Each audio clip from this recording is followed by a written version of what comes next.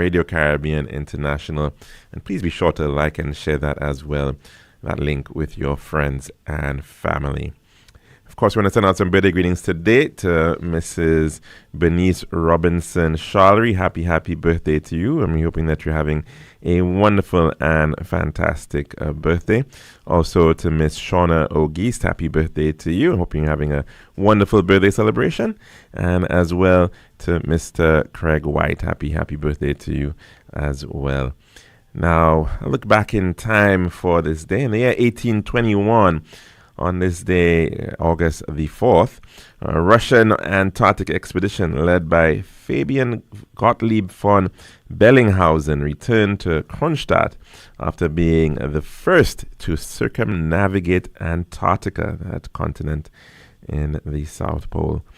In the 1914, on this day, U.S. President Woodrow Wilson issued his proclamation of neutrality to keep the United States out of the war in Europe. That's World War I. 1942, the first train carrying Jews departed from Mechelen, Belgium for Auschwitz. 1944, on this day, more related World War II history. Anne Frank was arrested in Amsterdam by German security police, and that was following a tip-off from an informer who was never identified. And in 1993, on this day, the Rwandan Hutus and Tutsis signed a peace treaty, and that happened in the city of Arusha in neighboring Tanzania. We now move on to our dish of the day.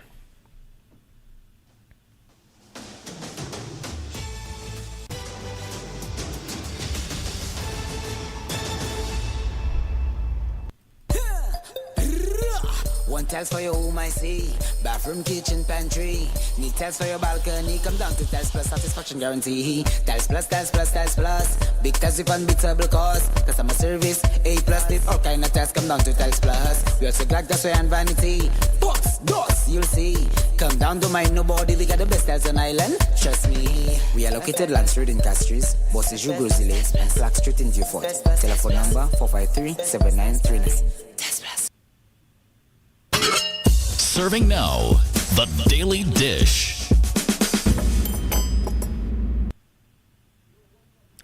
And welcome back to our program for today. And we do hope that we've started off a wonderful month of August well. Of course, last week, Friday, we were marking Emancipation Day, and we do hope that everybody had a very enjoyable long weekend. Of course, certainly a time of reflection and to think back of those who went before us and certainly had to face tremendous difficulty in captivity, not having their rights as we enjoy today, the freedoms that we enjoy today.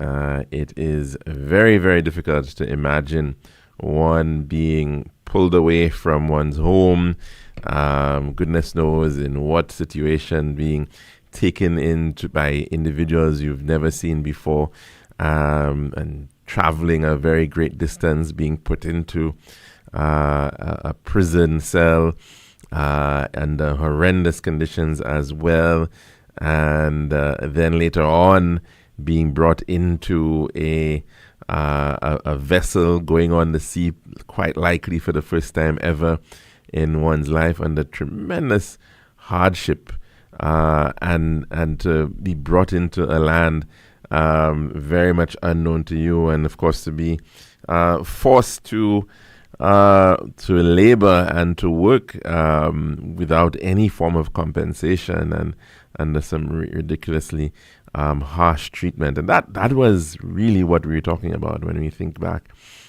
into those days. It's hard to imagine it because we enjoy so much today in terms of the ability to move around, the freedoms that we enjoy, the blessings that we have in today's world. But if we go back maybe 6 or 7 generations, it's a very different story.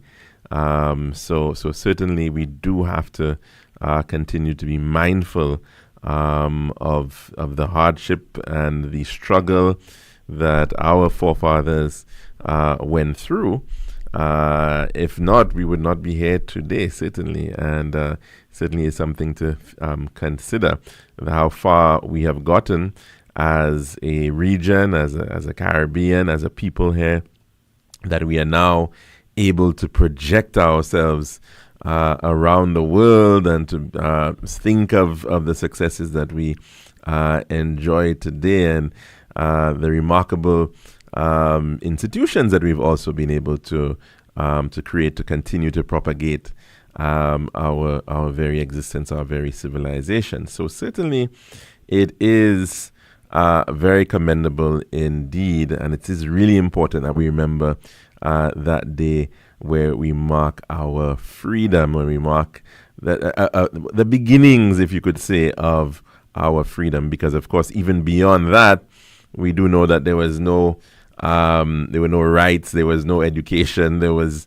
very little that was on offer beyond the fact that one could say that you were quote unquote free, but you could not vote, you could not engage in many things, you couldn't get jobs in certain places, you were still in this almost a state of slavery. And when you think to the 1930s, 100 years on from emancipation, the vast majority of people still lived in abject squalor, in poverty, and that was in fact one of the reasons we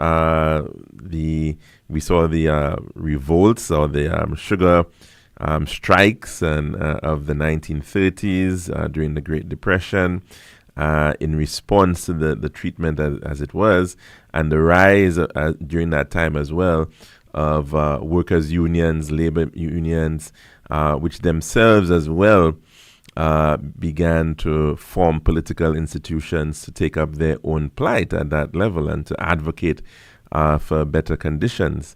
I think by 1938 we saw the birth of the St. Kitts Nevis Labour Party.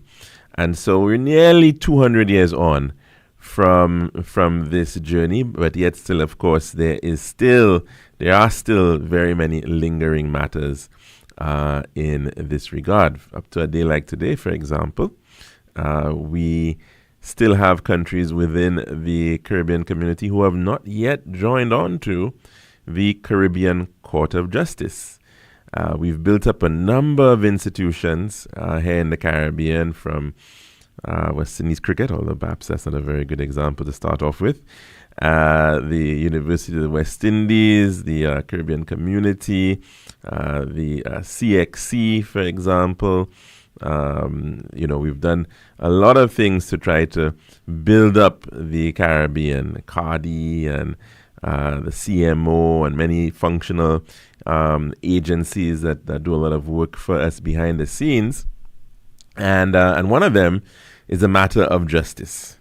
And that is, of course, the Caribbean Court of Justice.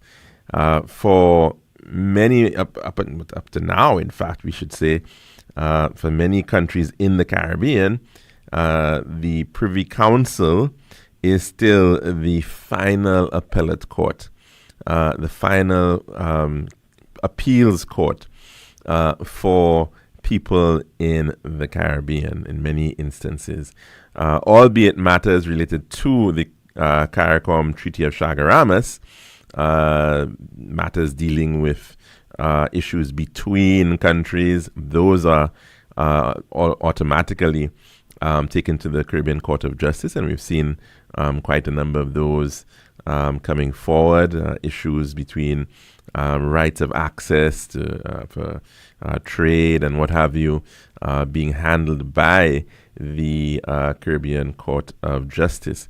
But in terms of appellate matters, certainly not all the countries have as yet come forward with the acceptance of the Caribbean Court of Justice as their final appellate court. Now, St. Lucia, of course, is one of those which recently in fact, has taken on the appellate jurisdiction of the Caribbean Court of Justice alongside Guyana, Dominica, Belize, and Barbados. In fact, even though Trinidad and Tobago is the headquarters for the CCJ, they have not yet come on board with respect to their appellate matters going to the CCJ. But we certainly have done just that. And it's instructive because, of course, we just recently saw last week pleadings to the CCJ bench being made by lawyers regarding a matter that has been characterized by some, dubbed by some, as Rovergate. And in fact, we even saw that, of course, this was a back and forth matter during the period of the Chasney administration, in which Mr. Dr. Ernest Hilaire, now the MP for Castries South, was formerly a diplomat in the United Kingdom and was, of course, during those times afforded certain diplomatic privileges, including the purchase of a vehicle, duty-free, and he took the opportunity to do so. But, of course, according to, if you were to listen to Mr. Chasney, somehow that vehicle, that Range Rover, which was purchased by Mr. Hilaire, somehow was government property, and it was somehow missing, and something had to be done in the matter. And we saw this, back and forth of this situation going through different controllers of customs, many not seeing anything wrong with what occurred, and it seemed to have found some level of favor with one Mr. Peter Chico, who I think is in fact, running for the constituency of Castries East as the endorsed candidate for the United Workers' Party.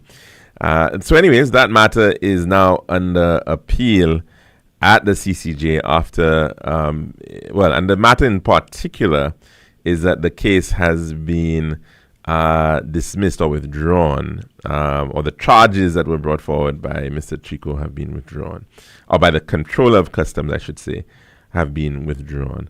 And of course, it went through this was being appealed, or this was challenged. The decision to do that was challenged by lawyers very close to Mr. Chasney, including one Mr. Garth Patterson, who was in fact one of his lawyers typically.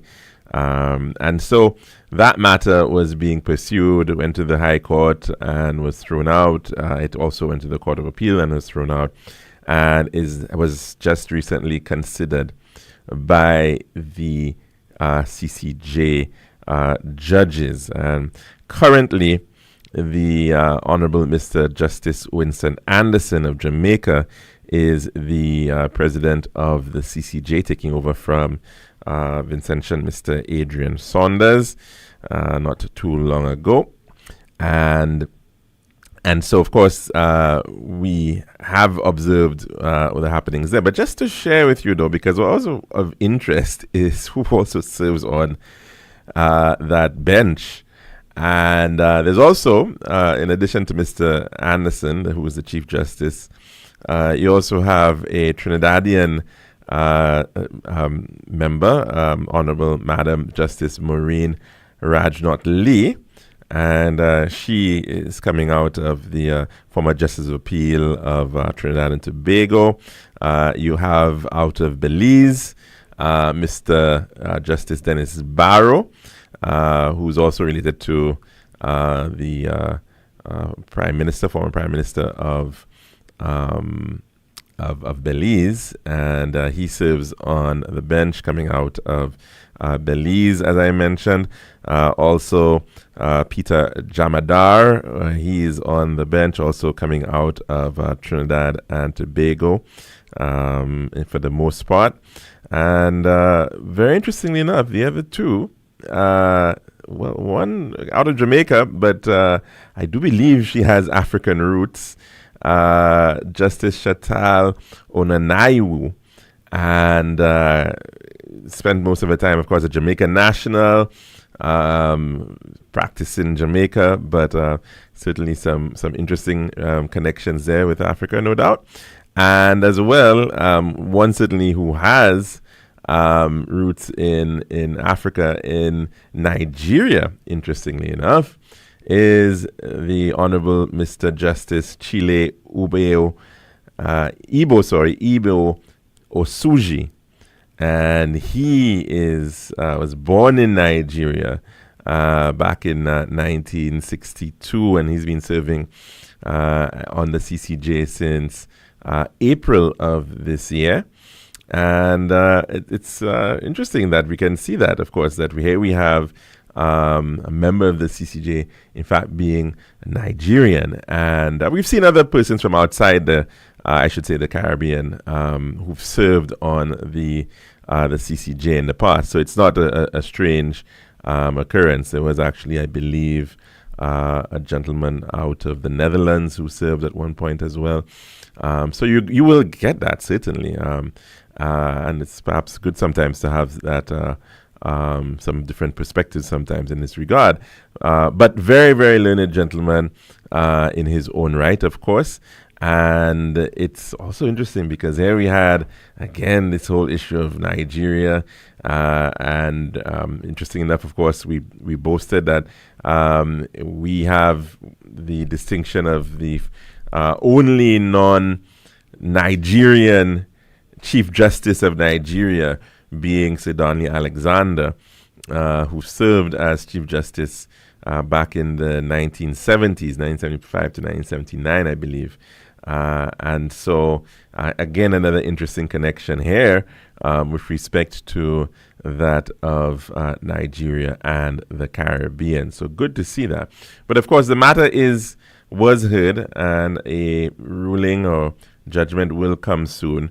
But let's just take in a clip I think we have out of the Choice TV, and some thoughts on the prospects of the matter with respect to this matter of Rovergate.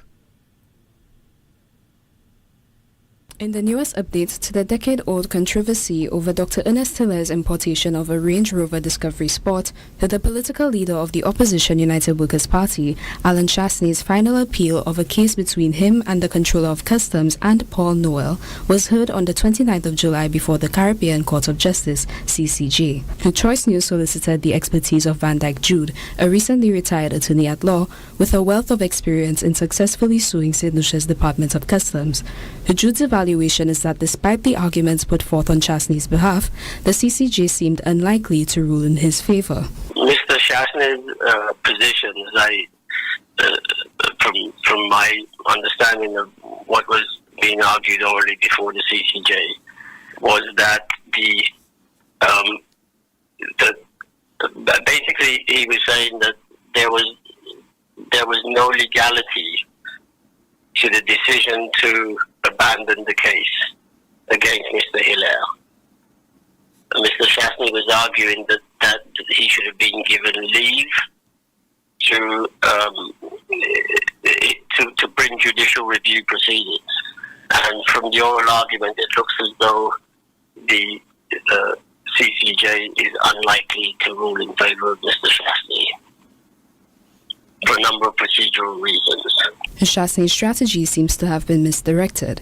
Jude thinks it might have served him better to pick a different target.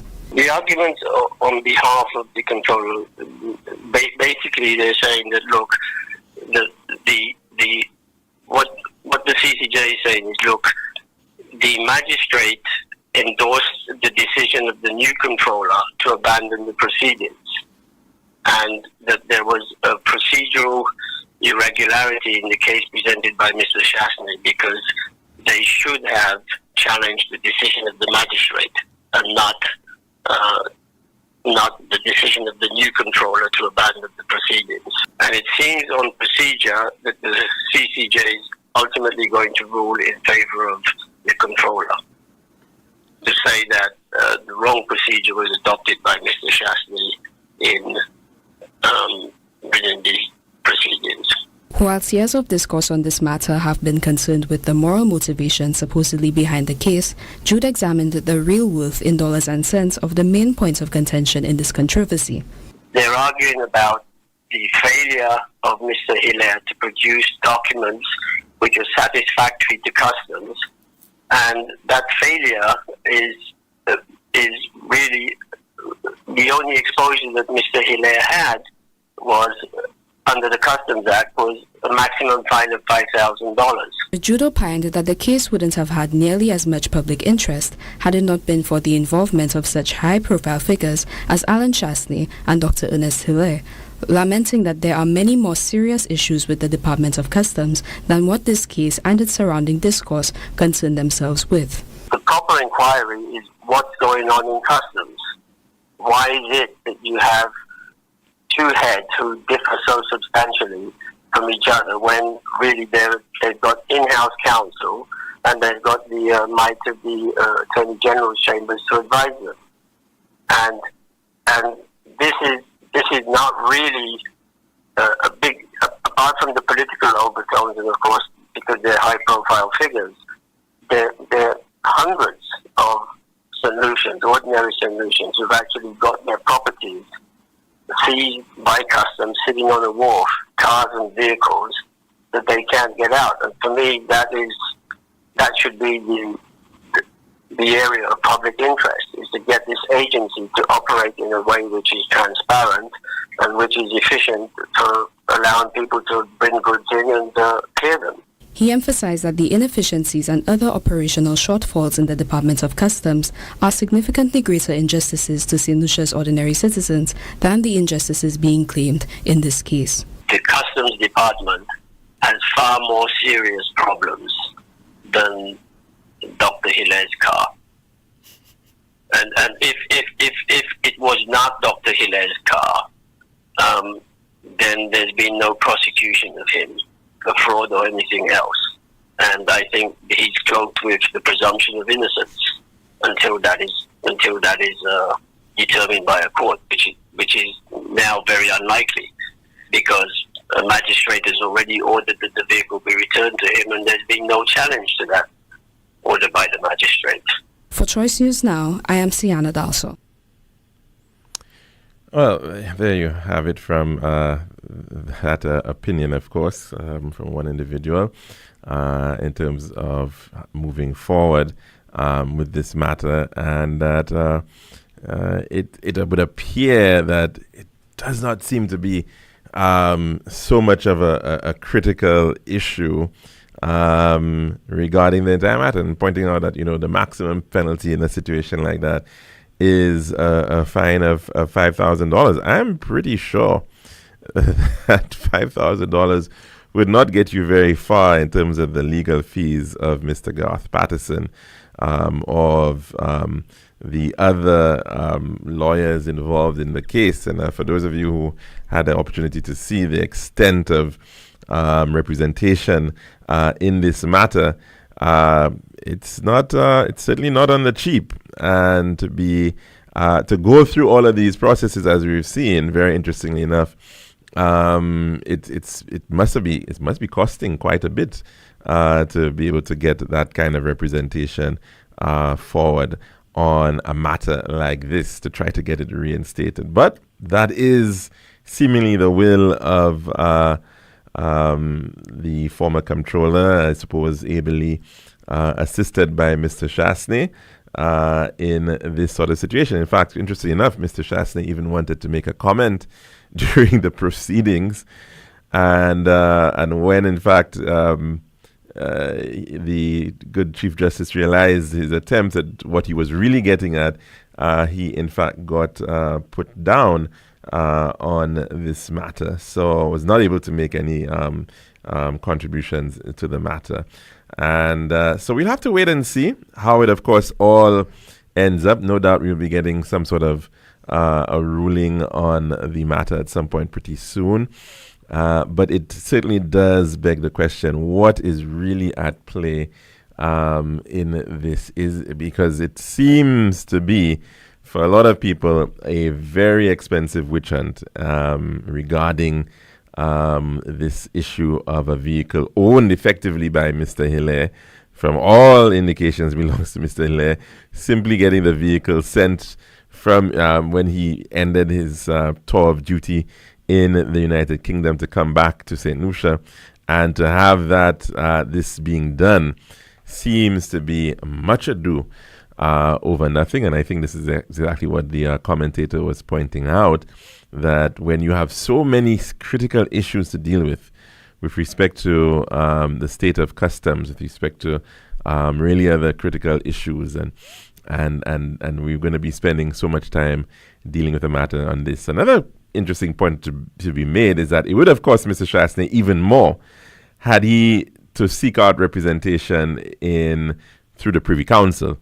So, in effect, to some degree, his attempt at seeking redress through the courts has in fact been made easier by virtue of the decision of the government to go the route of the Caribbean Court of Justice, because otherwise it would have involved lawyers heading up to the United Kingdom to make representations. The costs that would have been accrued to that would have been even more. But the reality is, perhaps Mr. Chasney is willing to spend whatever amount is possible. But I was just making that point because, interestingly, when he was asked about the matter of the CCJ back in Jamaica, I think back in 2018, he said it just wasn't a priority. The access to justice, wasn't a priority. And perhaps for him, the cost does not matter. But for a lot of people who are seeking out, justice, who are seeking decisions of the court, the cost will be quite often something that they'll have to be thinking about. But it certainly is a lot easier in terms of the access to the CCJ. So interesting in that way. On a side, another interesting little post that came out of Mr. Chasney not too long ago on his Facebook page was that, and just to quote what he wrote there, there was a time not so long ago when we could sit across from one another, hold different views, and still find common ground in mutual respect. We could debate passionately, disagree honestly, and then shake hands at the end of the day. It's time we return to those values of decency, of dialogue, of unity over division. Our democracy depends on it. And an interesting photo with Mr. Chasney, a much younger Mr. Chasney, next to the mighty Pep, Dr. Aloysius Long, as well as Mr. Boo Hinkson with a guitar in hand, as well as the current Prime Minister of St. Lucia, Mr. Philip J. Pierre, and that photo being posted alongside those words on Mr. Chasney's page. The idea, of course, that we can hold differing views and still have common ground is, I think, a very vital one that we should all certainly be able to support. And I hope, in fact, Mr. Chasney himself can hold true to that desire, because there have been many times when there has been a request for debate or a request for dialogue, and I think his position has not been so welcoming with regards to that kind of generosity of openness and this whole idea of democracy, depending on it, yes, is certainly, I think, important as well. But it's something that I think we all have to work towards. And far too often what we're seeing is that everybody is in one camp or another. Nobody's coming together to sit down and really have meaningful dialogue and discourse on many issues, which are very important to this day. Well, that's our dish of the day. And when we come back, we'll take in our weather report. This has been The Daily Dish.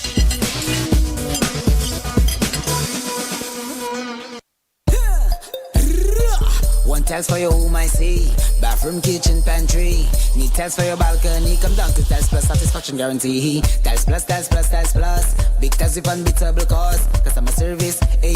Did all kind of tiles. Come down to Tiles Plus. We also got gas and vanity. Books, doors, you'll see.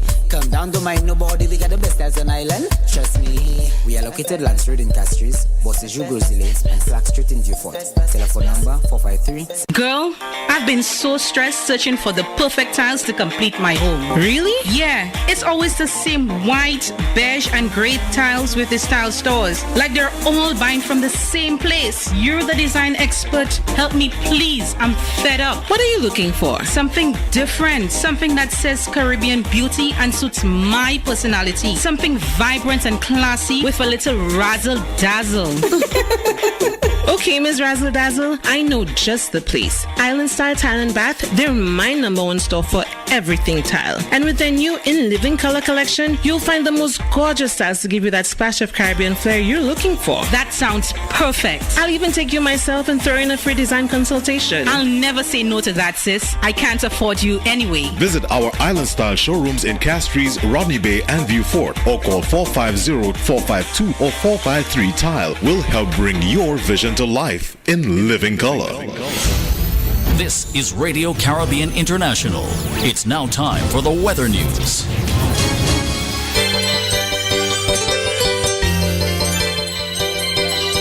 And the forecast in St. Lucia valid for the next 24 hours. Winds will be blowing from east near 18 miles per hour or 30 kilometers per hour.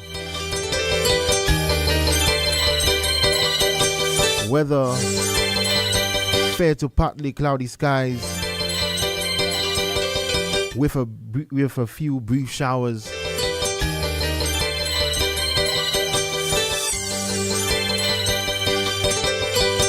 Forecast for the Lesser Antilles. Fair skies becoming cloudy at times with a few scattered showers. And the possibility of a thunderstorm over the southern and northern Lesser Antilles. Elsewhere, fair to partly cloudy skies with a few scattered showers. The tropical weather outlook. The Atlantic high pressure system will maintain light to moderate easterly winds across the eastern Caribbean region during the next few days. Moist, unstable conditions over the extreme southern and northern portion of the region will cause occasional cloudiness, scattered showers, and possible thunderstorms over these areas during the next forecast period.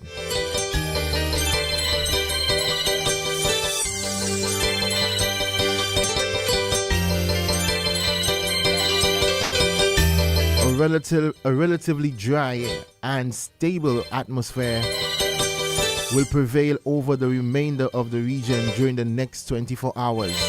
A tropical wave located over the far eastern tropical Atlantic is showing signs of development. And a tropical depression could form later this week. The wave is moving generally westward, near 9 miles per hour or 15 kilometers per hour.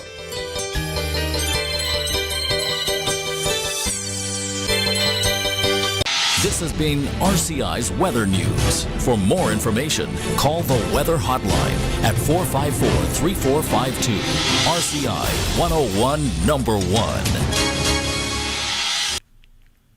Girl, I've been so stressed searching for the perfect tiles to complete my home. Really? Yeah, it's always the same white, beige, and gray tiles with the style stores. Like they're all buying from the same place. You're the design expert. Help me, please. I'm fed up. What are you looking for? Something different. Something that says Caribbean beauty and suits my personality. Something vibrant and classy with a little razzle dazzle. Okay, Ms. Razzle Dazzle, I know just the place. Island Style Tile and Bath, they're my number one store for everything tile. And with their new In Living Color collection, you'll find the most gorgeous styles to give you that splash of Caribbean flair you're looking for. That sounds perfect. I'll even take you myself and throw in a free design consultation. I'll never say no to that, sis. I can't afford you anyway. Visit our Island Style showrooms in Castries, Rodney Bay, and View Fort, or call 450-452 or 453 Tile. We'll help bring your vision to life in living color.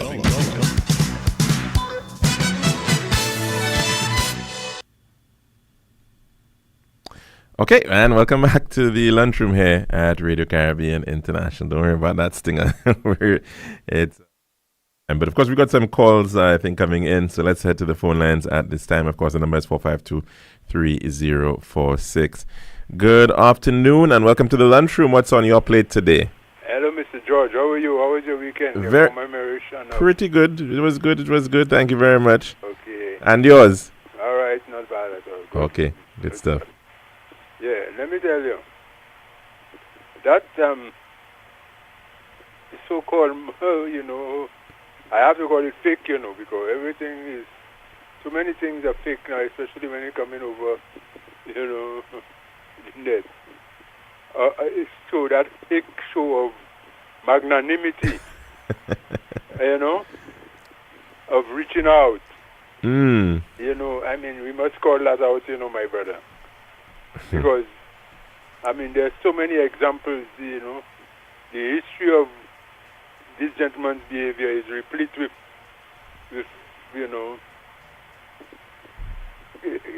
contradictions of that. Well, I can personally talk about that. I remember when I was a member of the National Trust Council. There you go. And we wanted a meeting. We wanted a meeting with him. One for you. You were in that one. Yeah, and we wanted a meeting with him, and he refused to have a meeting with me there. He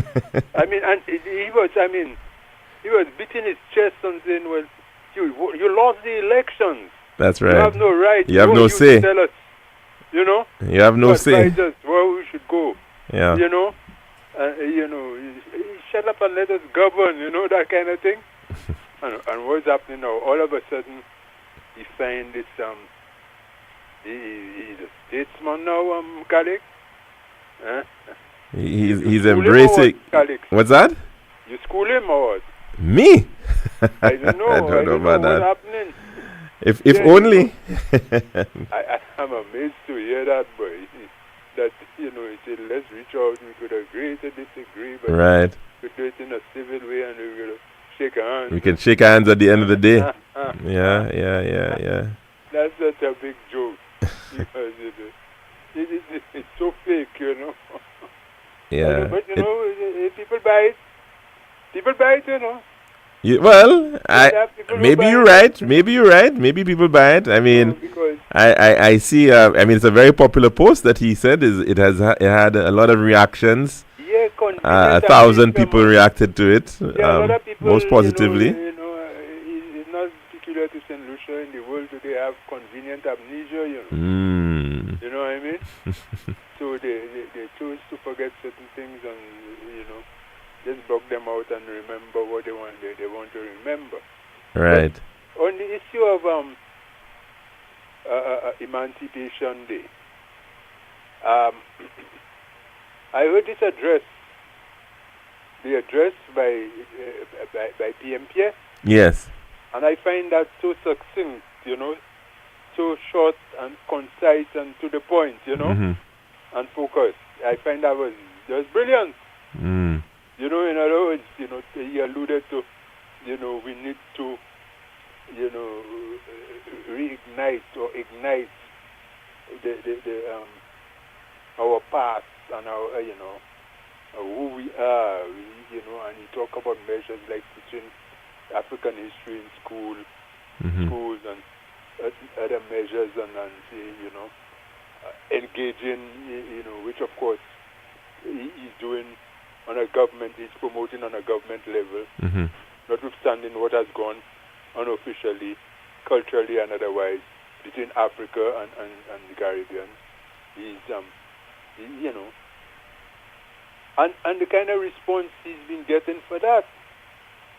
These kind of things, about, look, it's part, well, I didn't even know that, that we have African people of African roots in our CCJ. You know what I mean? And then we talk in Nigeria as if nothing good could come out of Nigeria. You know what I mean? We sit in Nigeria, Bob Marley has a song, where they sit in Trench Tongue, the same way in the Bible alludes to how Bethlehem, when the Christ was born in Bethlehem, as if to the Jews nothing good could come out of there. And he used that same rationale to say, well, where he was from, he was living and being Trench Tongue. Right. That's what they were saying. Nothing good come out, But he was from out of there now, and he became, such a great man. Yeah, these people continue to vilify and ridicule Africa. My brother. I don't know why we have. Let me tell you, we have a kind of black people, Gaston. How are Yeah, it's shocking. Black people are our biggest enemy. It is shocking. It's shocking. It's shocking. Eh? I said it is shocking that in the 2025 that this is still the mindset of so many, so many. But I'm listening to some. I like to listen to even though you realize they're talking a lot of.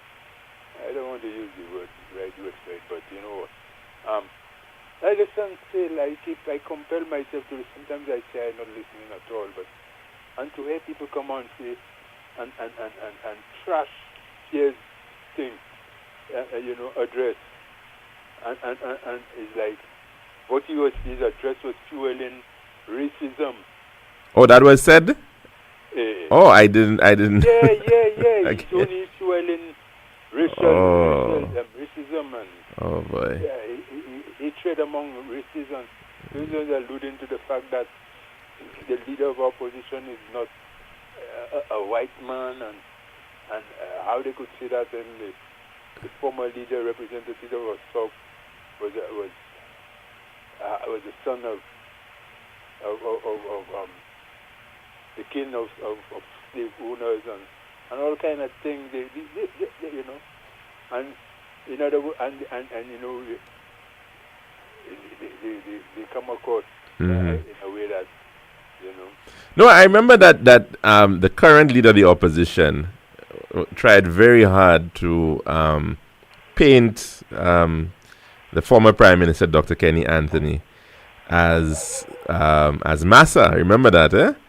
Yeah. And he came out and he said, Massa days are done. You're talking about Sir John Compton?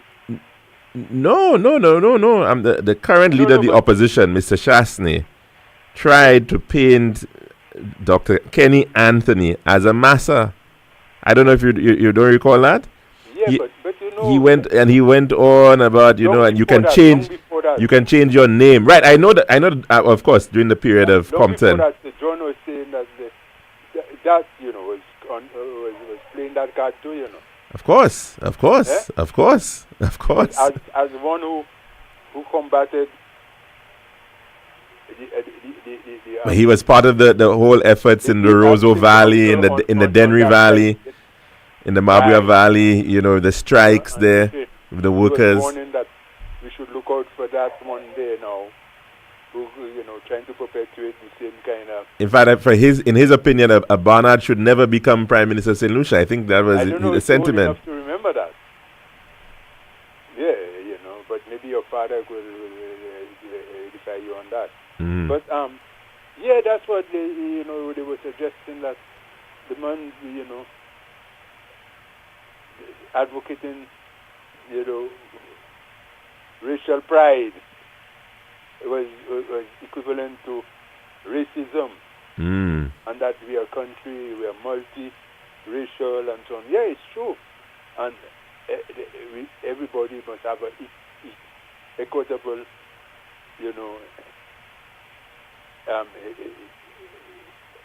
interest in St. Lucia and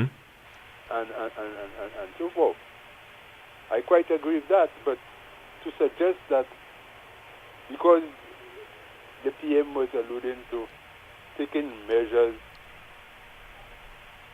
that would make us more alert and akin with our heritage, our history, and not just that for history, knowledge of history sake, and letting that inform our present, how we should deal with each other in the present and go forward in the future. You know what I'm saying? It's like you said, well, you're teaching people to hate white people. That's what the agenda. And that speaker, he went on and on and on and on, chastising Mr. President, and suggesting that he should have used Mr. Chasney's speech instead on him. Oh, did he give a speech? I laugh at that, Did he give a speech? I don't think I saw anything from Mr. Chasney for emancipation. I must have missed it. I don't know if it's a speech. He made some. Well, I believe that I didn't follow the. I know they have an event every Sunday. So, but emancipation was on the Monday. I don't know. The Friday. Yeah. I don't know if he gave an address on. Because I don't recall anything of note that really. I have not seen any. I'm on his page right now, and I don't. Let me make sure that I'm not. Let me ask you, Maureen still works in the studio? Yes, Maureen is still here, but she's on vacation actually. Okay. Yes. So I can make my request, man. Well, you could make a request. I'm not sure if Dexter will be able to, accede to your request. I Dexter after the show to play Exodus by T.C. Brown for me. Exodus by T.C. Brown. Yeah, that's this year that came out as, Exodus. You wrote that one? Yeah. Our contribution to, Africa and right. the diaspora, black people on the whole. Okay. Right, so Sounds good. All right then. Thanks very much for that one. Yes. Okay. So yes, I do have the statement from Mr. Chasney. I found it on his page. Appears he was in Soufrière at the time, according to what this says. And it says, today we honor the strength and spirit of those who came before us, men and women who endured the unimaginable, yet never gave up on the idea of freedom. Emancipation was not just the breaking of chains, it was the rise of a people determined to shape their own destiny. While we've come a long way, our journey towards justice, equality, and opportunity for all continues. So let today be more than remembrance. Let it be a renewal of purpose. Let it be a call to build a St. Lucia where every child knows they are free, not just in body, but in mind, in voice, and in their aspirations. Happy Emancipation Day. And that's the message that was on his Facebook page. Let's get a call in at this time. Good afternoon and welcome to the lunchroom. What's on your plate today? How are you doing, sir? Father. Okay, wonderful. Now, as we on Mr. Chasney there, the last election, he ran it on Ching Ching in his pocket. And his first meeting, Peter William Boulevard, somebody asked him, where is the Ching Ching, Mr. Chasney? He said, I wasn't talking about money. I was talking about a card. Yes, a card, yes. It was a card. I wonder what he got of Miku South. Or they still a fool to go and vote for Chasney. He go around and give them ching-ching in their pocket. And not a dime, not bill, nothing, no work. He was giving the money away. He gave Winston Young 50 million, and his cousin, the audit for the country. Sorry, caller, I missed part of what you said, but go on. Monthly wage. And then you take it and give it out to somebody else for 50 million. What are you going to tell the people you're going to give them this time? There will be no ching-ching. Okay? But the next thing I have to tell you. Well, caller, there was some ching-ching for Mr. Lockerbie, because remember there was a... There was ching-ching for Lockerbie. There was to get ching-ching. There was I think at Dairy So they did something there, yeah? There was a surfacing AstroTurf for the Dairy So. Yeah, that's Lockerbie. So there was something in Miku South. That place in Wadouin there, they sell for price there. He would have turned it to Madison Town. Madison Square Garden, yes. That was the Orange Grove Plaza now. A lot of people can't remember things. I don't know what, because to me, St. Lucian going senile very, very quick. Oh no, caller.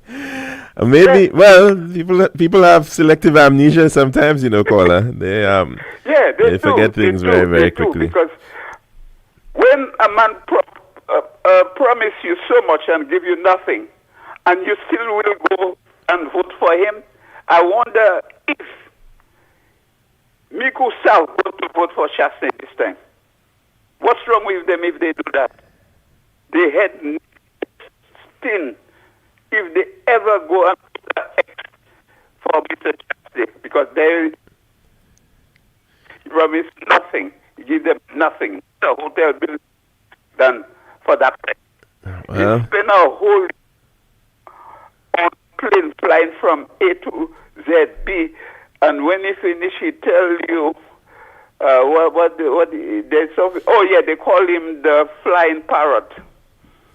Oh, the Amazona. Yes, I remember that now.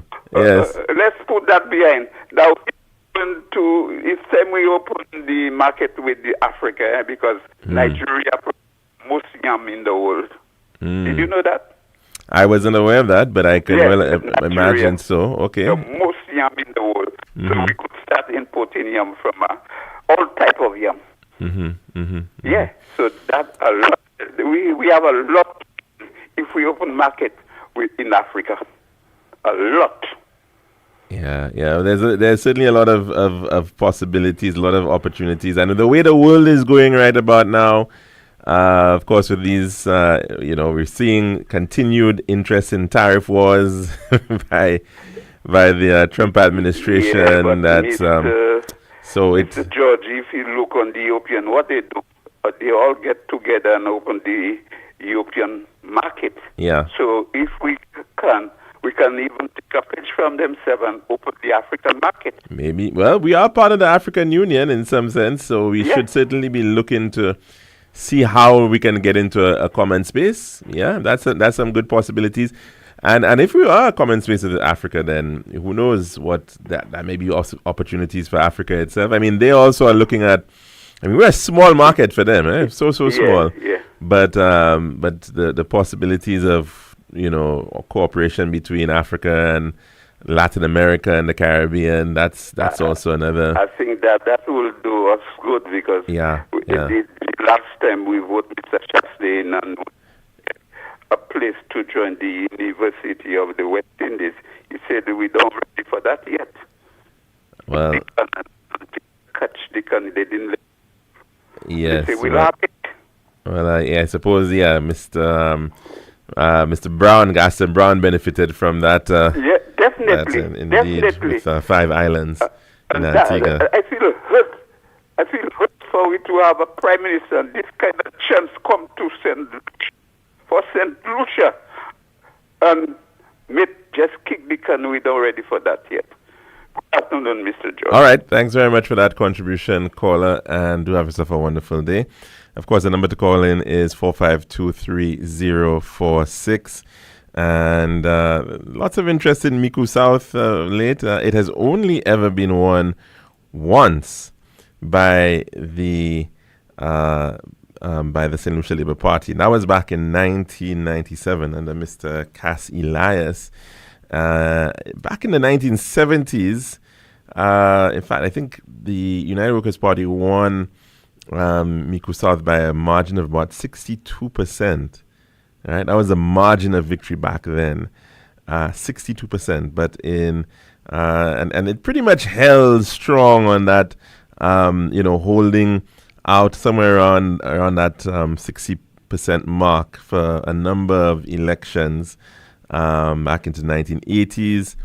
1992, it won by 43% in terms of the margin. But then Mr. Cassilas was somehow able to swing that seat at a time when, of course, there was a significant swing overall across the country, that 16-1 victory, and in fact was able to win Micoud South by a 23% margin, believe it or not, a considerable achievement when you consider where that constituency was at that point, and to be able to bring it in by such a large number.